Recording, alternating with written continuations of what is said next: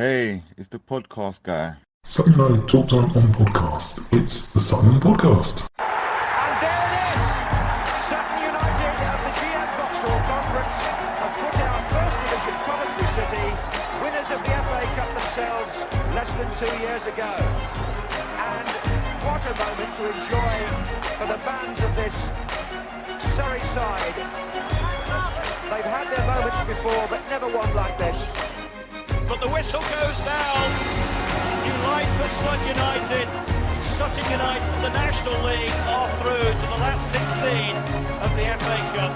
No longer English football's perennial non-league club.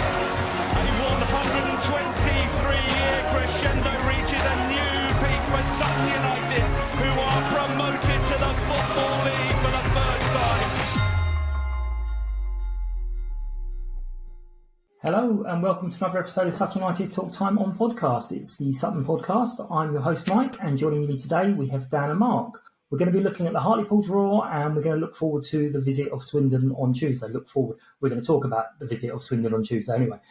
Don't forget you can help the costs to support the show with one-off donations or regular subscriptions by joining us on Patreon. If you want to know more, look for the support us page on the website, or drop me a message by email or at Sutton Podcast on any of the socials.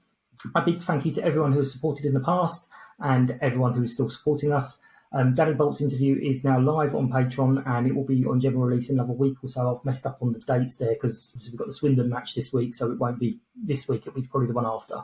I'm really glad to that you joined us to listen to the recently shortlisted for the EFL, the real EFL awards. We're in the first wave of nominations. Didn't get much further than that, but hey, whatever. And we are back up to 119th in the Ukrainian sports charts. So thank you to everyone in the Ukraine for whatever reason you're listening to this podcast. Looking forward to having a chat with you guys. And we'll start off with Mark, who we spoke to about 4 weeks ago after the defeat at Salford. How have you been, Mark? Yeah, pretty good, thanks. Just doing my usual stuff, going to football, going to pubs, watching birds, the feathered variety. Good stuff. Good stuff. And Dan, it was a little bit longer with you. It was the beginning of January after the Wimbledon game. And I think you ended up, I was booted out of that live show at first. But Dan, how are you? Yeah, Dan's having technical problems. He's shaking his head. Can't hear us at the moment. We'll come back to Dan in just a moment. So just before we get to anything, we will just talk about club news. The big one really to talk about this week is we've just moved on to the Sports Social Podcast Network, and that means that you probably would have heard some adverts by the time you're listening to this. Hopefully it's going to be a good thing, and we will sort of see how it goes. But yeah, we've just moved on to the Sports Network. And also, the Community Pavilion has been launched. So it's a thing on, it's a sort of GoFundMe thing. So there's lots of, for want of a better word, prizes up for grabs. And you can do all sorts of different things, sort of donate different amounts of money and get different things for it. So some of them are quite useful, but have a look on that on the club website and on their Twitter. And the ladies team today, they lost in the quarterfinals of the Cup. They lost 3-1 to Worthing. It was at home. They actually did much better than the scoreline reflects because they lost to Worthing, I think it was 8-0 earlier in the season. Much better game of it today. They were sort of winning until about 60 minutes, I think it was. And they gave a really good account of themselves and battled for the full sort of 60 minutes. But unfortunately, Worthing are a really, really good side. They're top of the league. I think they've not lost in a long time. They've got lots of players from Lewis and Brighton, or ex-players from a much higher level. So that's it's no disgrace to lose them. But we did hold them very well with another goal from the child Lily. So that was really, really good. I would be normally jumping straight to the ultimate team, but we will give Dan a couple of minutes just to see if he can make his way back. Otherwise, it's going to be a bit of a tricky vote situation, but never mind, we'll work it out.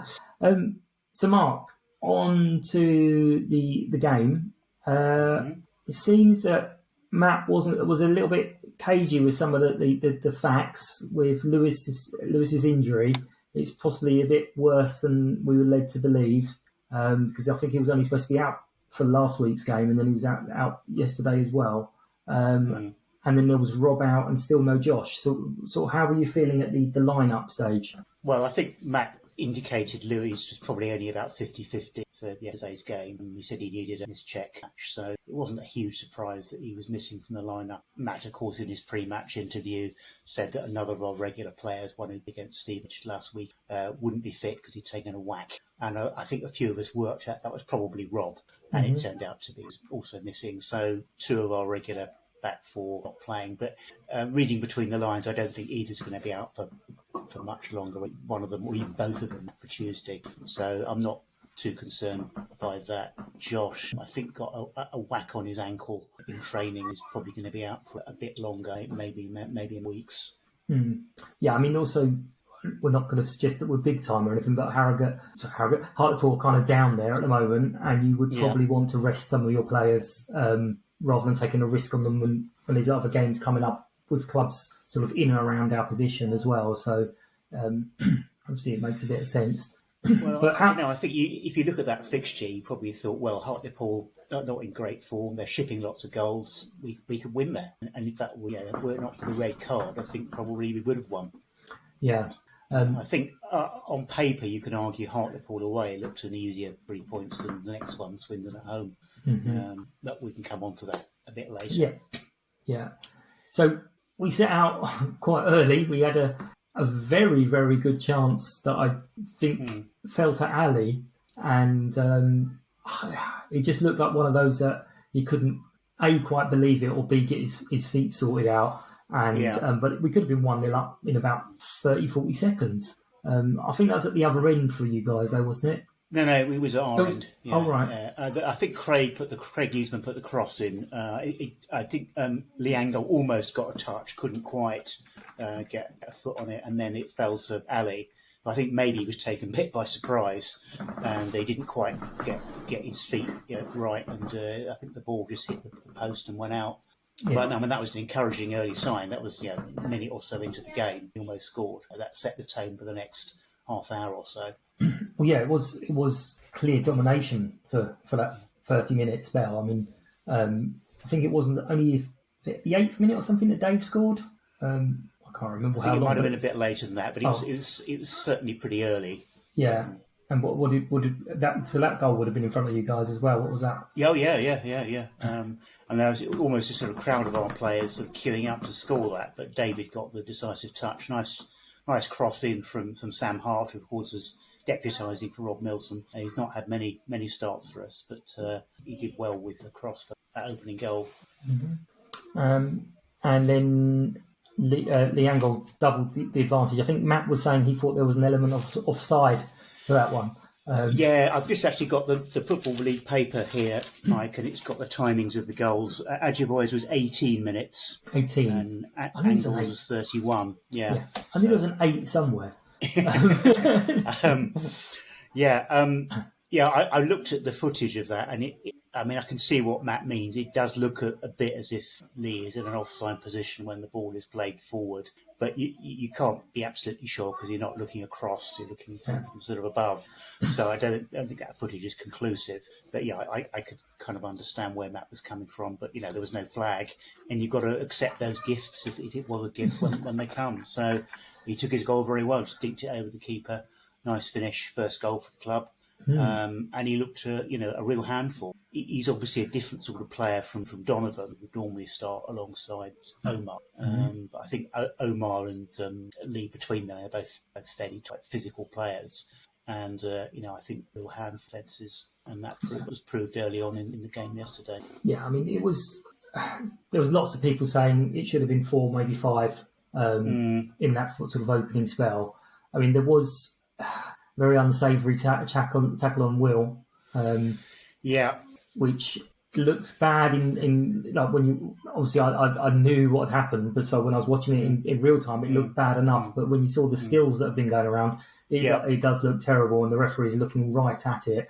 He's right there. Yeah, I was very disappointed with the iFollow commentary. I think it was a couple of BBC Tees people, and they were quite scathing. They were more interested in saying how terrible our players were for chatting to the referee about it, and they were glad it was only a yellow because it didn't deserve a red and all this. And I'm like, you're watching the bloke go off the pitch, and they were booing as well as he was coming off the pitch. I mean, that must have been quite. I mean, I don't think we've had an update on Will at the moment, but no. I mean, Will is, as we know, is a little bit injury prone. Not been so bad this season, but you do fear the worst when Will goes off for this injury, because when that's happened in the past, he's often been out for weeks. Yeah. So I'd have to wait and see what the update. Yeah. But I'm not expecting Will to play on Tuesday. A great surprise if in the starting on the bench.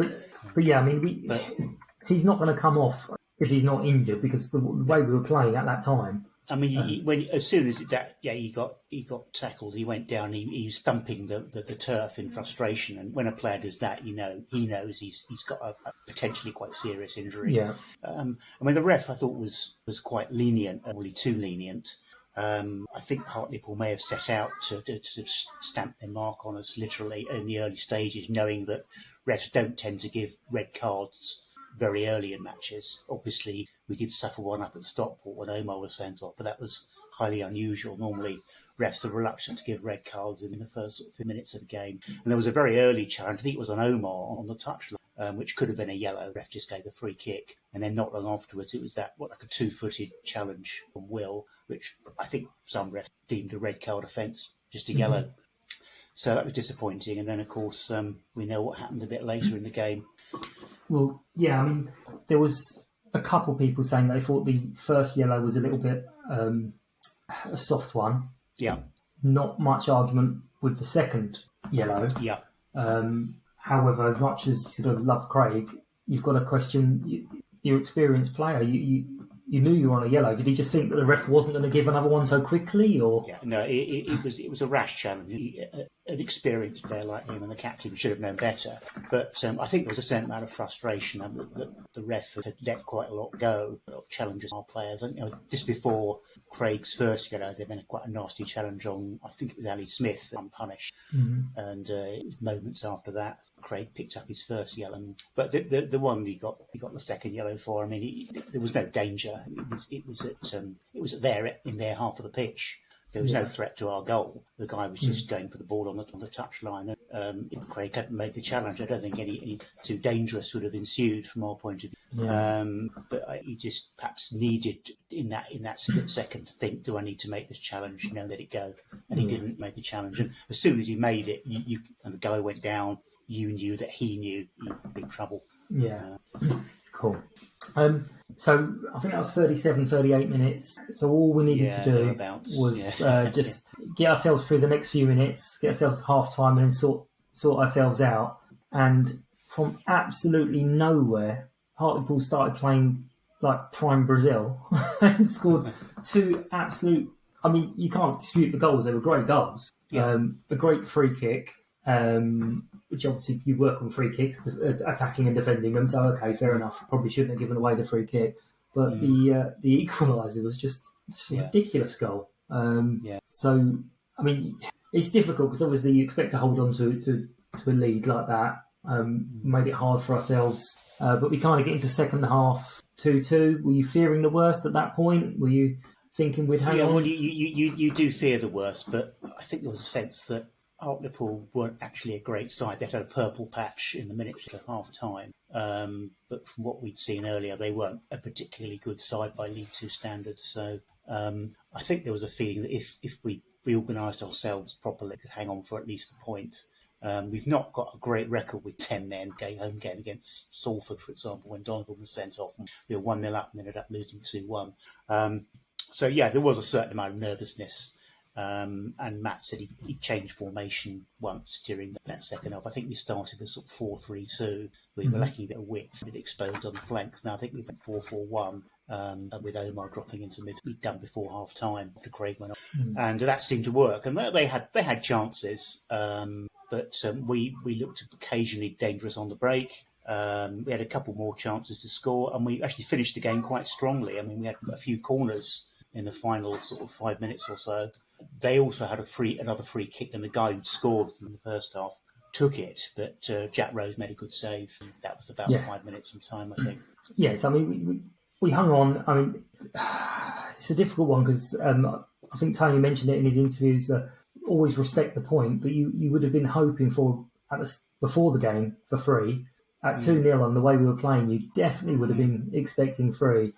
So it kind of has an air of a little bit of, we threw 2 points away there. Yeah. But who knows? Towards the end of the season, that 1 point might be vital. If it's the opposite way to last season, that 1 point might make all the difference. Yes. So since Dan isn't coming back, you get the lovely pleasure of choosing some players of the day. I have jotted a few names down. If you want to do 2, it's up to you if you want to do 2 or all of them. I'll certainly do 2. I can do more if you want. Well, maybe 3.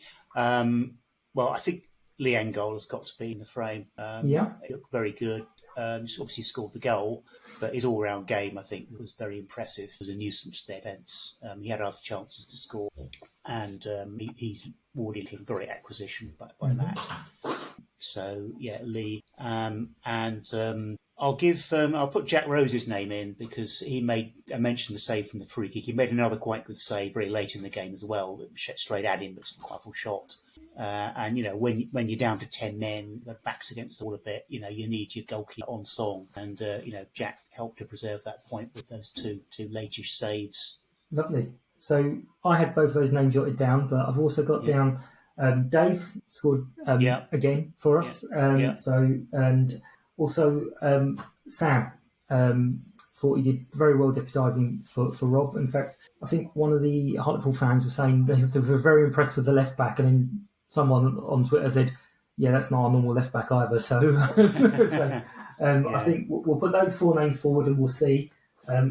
Be interested in Jack wins it because he's won 2 in a row. Well, he made that fantastic save up at Harrogate, the other HA, didn't he? So he was certainly worthy of the award after that performance. Absolutely. Okay, so Dan's given me his nominations. So we're going to very, very quickly do the ultimate 11 thing. Right. Rich, from Swindon, is watching, and he's probably going to cut off in a second after he hears all this. But never mind, we'll do it quickly anyway. And now, 125 years in the making. The Sutton United Talk Time on podcast. Sutton United all-time ultimate 11. So, Mark, can we have your choice of centre-back? So, Jamie Collins is already in the team.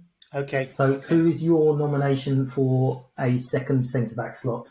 I'm going to go for our assistant manager, Jason Goodliffe. One of his first signings, a very experienced player at that stage, obviously getting towards the end of his career, but we needed somebody like him. We'd just gone back down to the Isthmian League. We needed a leader and an organiser at the back.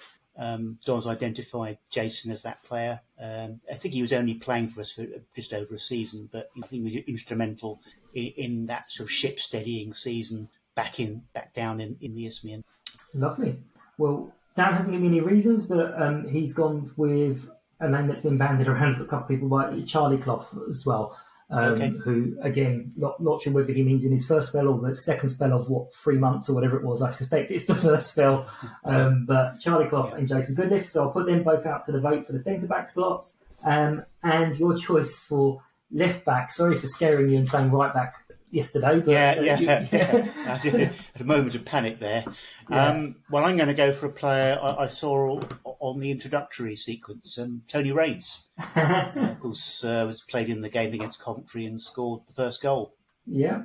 Well, interestingly, I thought Dan was being cheeky by choosing the same person as that, because I was like, that's not really fair, because I think Tony's played pretty much across all the back four.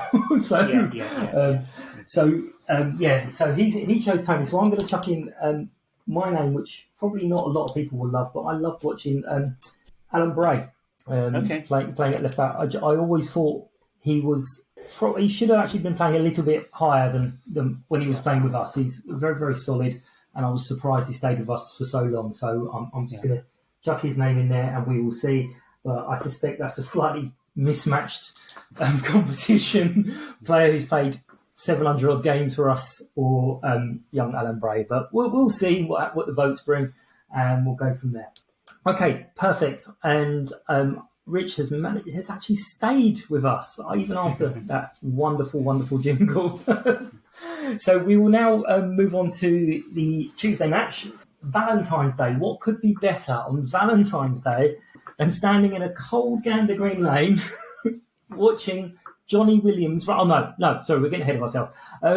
Rich, hello, how are you? Hello.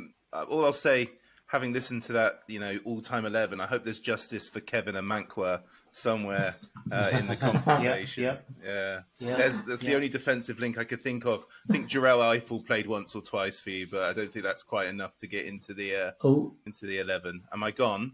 No, you've just come back. Oh. That's fine. It's a. I have to keep repeating. It's not our best player 11. It's people's favourite 11 because it will be a very mixed, odd team.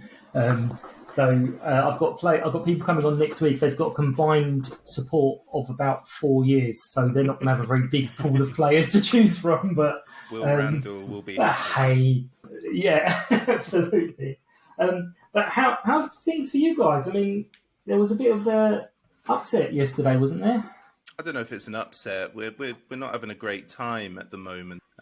Swindon, not since October really. It's been very inconsistent over the months. Really great performances with decent wins, followed by losses or draws. So we're exactly, I think we're just above mid-table at the moment, and that's about right. So it's not going too well. We're not playing well at the moment, and dare I say, this could be the time for Sutton to get their first ever win against Swindon. Now is as good a time as any to play us, I would say. We're doing everything we can on the podcast.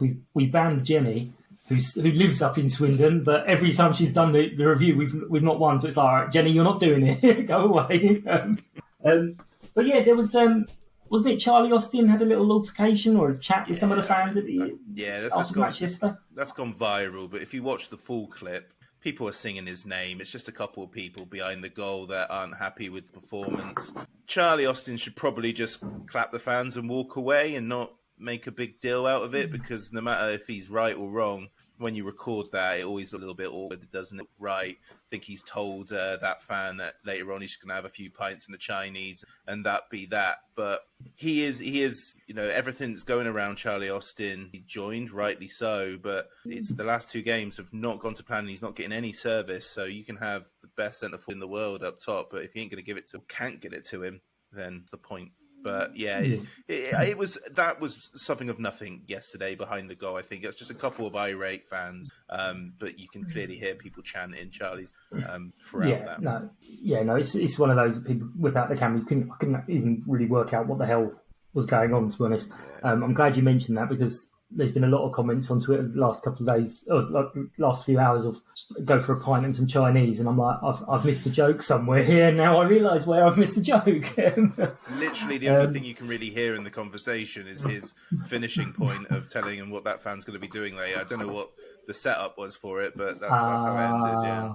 That's probably why I didn't hear it, because I was like, I can't work out what's going on here, and I stopped listening after a while. So that's probably why. Look, when we played you up at your place, we do seem to have a habit of gifting you stuff, don't we, Mark? Because I think it was we had nice clearance which bounced off Louis' face, dropped straight to Johnny Williams' feet. So hopefully we won't make anything like that. But what are your thoughts on the game, Mark? How do you see it going? Well, it'd be nice to think that this is a good time to play Swindon. I think they've got a 100% record against us so far, and that goes right back to a FA Cup meeting back in whether it's 70s or the 80s. But, since we came up to League Two, we have lost every game, all three games that we played Swindon. So it would be nice to kind of end that losing run on Tuesday. I've had a look at some of Swindon's recent results. As Rich says, they do seem to be consistent. There was a was a 5-0 home win not so long, and they lost 2-0 at home yesterday. And they won away at Barrow and Northampton, which was quite impressive, and lost at Newport before that. I think Colchester, although I think they were down to 10 men, weren't they? It's Newport for a lot of the games, so maybe mitigating factor there. But I think it could be a game with a few goals in it. I'd like to think so. Nice. And Rich, how do you see it going? Yeah, I think I'd take a draw at the moment just to settle things. We've got a new head coach. It's not gone too well since he's come in, but we don't know how much he's been able to implement. He came in on deadline day, so you can guarantee anyone that we did bring in isn't somebody that he's endorsed. So he's got a squad of players that he's got to get a note out of. Scott Lindsay didn't do great, but he wasn't appalling either. We were well in the playoff picture when he ditched it for Crawley, probably thinking he was going to get fired, but I'm not convinced that the club, given how long it took to replace him, were set to sack him. So I will take a draw happily. We tend to edge these games. Other than, game one in the league era, we were brilliant and then conceded. But in the last two, we've been very close. So it's not one that we're particularly looking forward to. Well, I'm not particularly looking forward to because there's a weird little negative vibe at Swindon at the moment, and we really need a positive result before we go to Salford on Saturday. Yeah. Well, you'll have likely to have his big mate watching in the stands because John Terry's been a few times around Sutton. So I'm sure he'll be there booing his friend Jodie. I think we need to break this hoodoo. And as you say, they've been close. Apart from that, it was a spell in that first game where all of us were kind of like going, "Oh, this is League Two football. Yeah, this is what we were expecting." So I think at the time we were all a little bit like, "Oh, okay, this isn't too hard." And then that man ran around that pitch. Why is he playing League Two football? He shouldn't be anywhere near the place. But we even came back into it. And he's the only one left, Johnny, now. From that 11, Baudry's injured, but he'll never play for Swindon again. He's the only one surviving. We're not the team that we were last season, both in terms of... we'll say our style is... But in terms of the quality we had, we're not close to that, in my opinion, especially attacking options anyway. So, Johnny is the sad final survivor of it, and he was looking for a move a couple weeks ago. So he's got to drag us to the playoffs kicking and screaming if we are to make it. Yeah, and then there's a whole other little intrigue and not really sure what's gone on where we released Lewis. Oh, yes. And the only club he can go back to, he can play for is you guys. But something's happened on our release where we've not done something and he now can't play for you guys. So, there's something going on. I'm not entirely sure. I'm not. Yeah. It's one thing I can say is it's not going to be something we've done deliberately. No, it's a funny one because I saw on social media a few Swindon fans getting irate with Sutton just saying just release him, he's gone, it's over. But at the same time, he's not going to play for Swindon. He'll be here till the end of the season. He's not going to play a minute unless Solbryn gets sent off or injured. It's not the same as last year. That I think that's the reason why Lewis Ward left in the first place, is because there wasn't going to be competition for the number one shirt. The stipulations of the loan, I think, are pretty clear that Solbryn plays if he's available. Luckily, he's a very good goalkeeper, so it's not been an issue this year. Yeah. Thank goodness, because since Ward's gone, we've only had inexperienced young goalkeepers as backup. We didn't replace Lewis Ward with an experienced backup. We've had 18 and so far. So Lewis Ward was supposed to replace Lewis, and we'll see. But it doesn't look good. Yeah. I mean, the ball was in Sutton's court by the sounds of it. But I shrug my shoulders. We don't need a backup goalkeeper, really. If Brink gets in, then we go to I'm not 100% sure exactly what's gone on, but I will suspect it's some EFL rule that we didn't know about, that we got. Oh, this is what we've got to do. Okay, because the others that have left us like that have gone to non-league, so. It's probably just something we've not come across. Yeah, we can't put 7 days in for him or anything like that here, can we? But it's nothing in terms of football admin. Swindon aren't holier than thou in that respect. So we can't go to the moral high ground on. Okay, well, I think we've flogged it to death. We got a cold Valentine's Day watching League Two football on what might be a close game, or you'll just nick it again. So thank you both for your time. Thanks everyone for listening. Let us know what you think of the show. Like, follow, share on all the socials at the Sutton Podcasts. Subscribe to the podcast. Let me know what you think of the new format with the new sports social network, or podcast network, sorry. And next time I am joined by, I think it's Joe and Will. No, it's not Joe and Will. It's Gabriel and Will, sorry. So that will be on Wednesday. And then very shortly after, I should be doing an interview with Matt, and that will be released by the end of the week as well. So thanks for your time, everyone. Take care, and we'll see you all soon. Thank you. Bye-bye. Cheers. Thanks, Mike. United! United! United!